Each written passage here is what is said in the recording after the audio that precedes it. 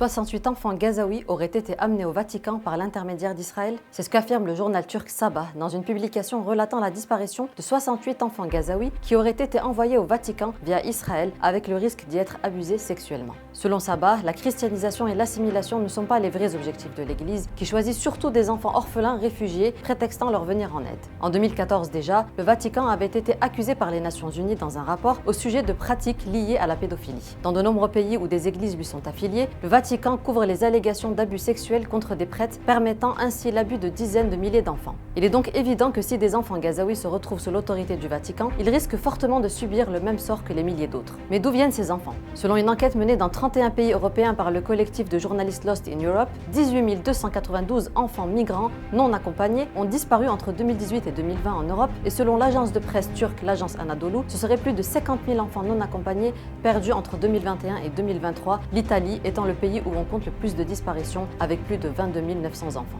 Dans le cadre de l'enquête, on estime que le nombre réel est très supérieur car 13 des 31 pays ne fournissent pas de données.